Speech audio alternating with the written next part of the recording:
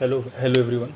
Myself Tushar Jha, and I am pursuing BLLB from JCCLC Kolkata. Currently, I'm a legal intern at LEXIS and Company law firm.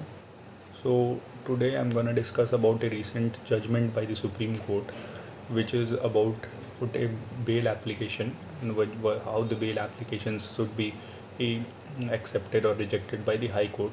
So actually, Supreme Court has a, has uh, issued some guidelines about about accepting some bail applications, not about rejecting them, but how to consider bail applications. So now the high courts are not independent; they have to follow Supreme Court guidelines in to issue bail to someone. So we have to understand those guidelines in brief, what the Supreme Court has said about, and when this decision come out. So basically, this decision is come out by the Supreme Court on what are the parameters high courts follow when considering an accused bail application. And so a bench of Justice D.Y. Chandrachud and uh, M.R. Shah ordered that the following factors be considered by courts. And what are the factors? And the first one is whether there is a prima facie or reasonable grounds to suspect that the accused has committed the crime. So, whether there is prima facie, or what is the nature of the offense, and these are the secondary things. But whether there are some eyewitnesses or not, or what is the possibility of the accused, whether the accused is framed in false case or what.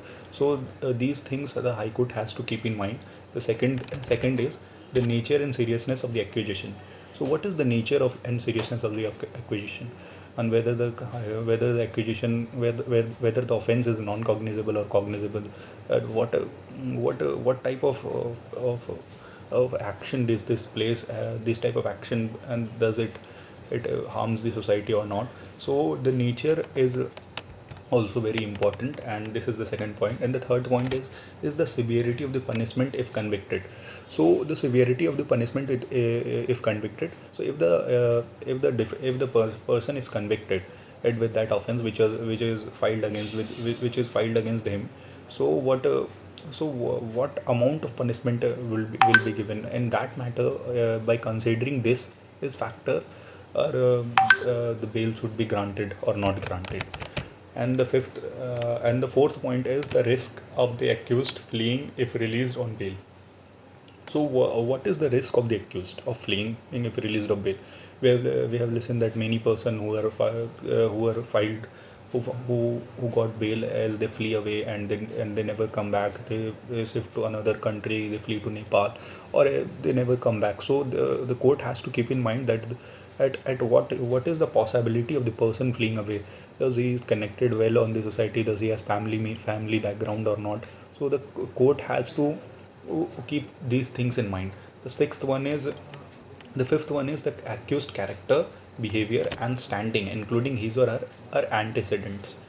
And so the fifth point is actually very interesting. Now the Supreme Court has also said that we have to study the accused character. What type of character does he possess, and his behavior and standing.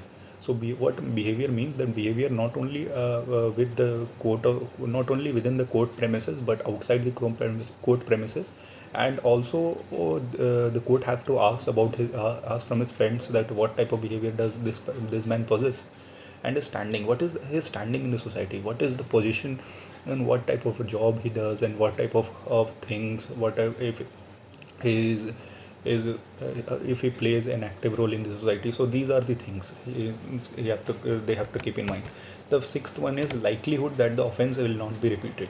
So if the person is released on bail, whether he will repeat that offense or not, this is also a thing we should keep in mind. The seventh one is reasonable fear that the witness will be influenced. So if the person will be released on bail, there is a reasonable fear that if the person is released on bail, that he would tamper the witness. So this thing also the High Court have to keep in mind. And the eighth and the last point is that there is a risk to that the grant of bail will jeopardize the administration of justice.